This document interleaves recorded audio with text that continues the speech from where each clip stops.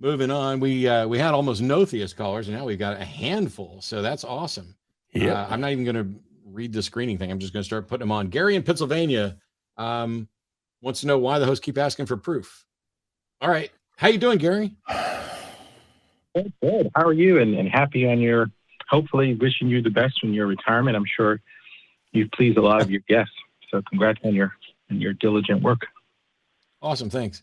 So what we're asking for, and I tend not to use the word proof because that, to me, that's more of a mathematical thing.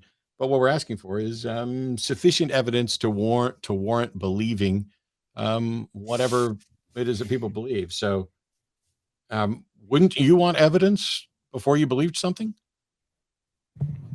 Well, I would put it this way. I'm not asking you for evidence, and I'll pose it this way. For the sake of argument, prove to me that atheism is true. You prove it to me. Here's the thing. My point. I find it really strange, Gary, that you just said, I'm not asking you for evidence, and then the next words out of your mouth were to prove that atheism is true, which is basically asking me for evidence. But you misunderstand atheism entirely. Atheism is, I am not convinced that there is a God. That's it. There's no burden of proof there. I'm just not convinced. It's the theists who are claiming that there is a God who have a burden of proof. And I can't believe it until there's sufficient evidence for it. Why can you? Understood. I definitely understand what you're saying.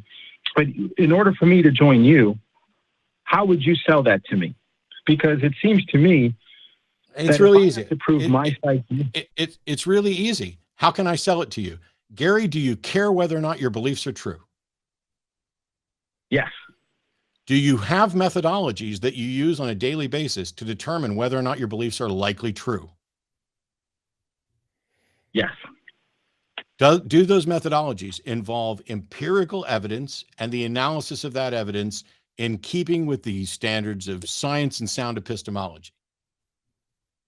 No. No. What is your method that doesn't rely on sound epistemology? Because the second your method doesn't rely on sound epistemology, you are saying that you have some method that isn't sound. Faith, hope, and love. And now, yeah, I'm sorry, Gary. No, Gary, I'm sorry. But if you can't care about the truth and then say, I don't care if my methodology is sound, I'm just going to go with faith and hope. Hope is not a path to truth. Faith is not a path to truth. You can take it on faith that white people are better than black people, but that don't make it true. Right. But what I'm saying is there's not enough empirical evidence to disprove or prove. And I love science. I listen to Science Friday. No, you don't get to say there's not enough empirical evidence to prove or disprove, because now you're putting a burden of proof both on the claim that there is a God and on rejecting a God. The burden of proof is on the claim that there is a God. Until such time as that you meet that burden of proof, no one is warranted in believing. And thank you for admitting that there isn't sufficient evidence to justify believing in a God.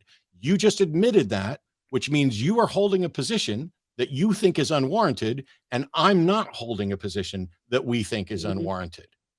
You're the one that's being irrational here, not me. Right, and I definitely see what you're saying, and it's a very good argument, but you must also understand you're asking a group of people who believe in invisible things to bring evidence. That's why I think it's disingenuous. Remember, the nature No, Gary. There's nothing disingenuous about saying, bring your evidence, and then they show up and say, we don't have enough evidence. That's their fucking problem, not mine. It doesn't make them reasonable. It doesn't make them rational. I'm pointing out that they can't meet their burden of proof. They haven't. They consistently failed. How is that a problem with my thinking that they can't meet their burden of proof? But what about things that are clearly seen? Are you going to answer my question, or are you going to what about? Because I swear to the God that you believe in, I don't give a fuck about what about.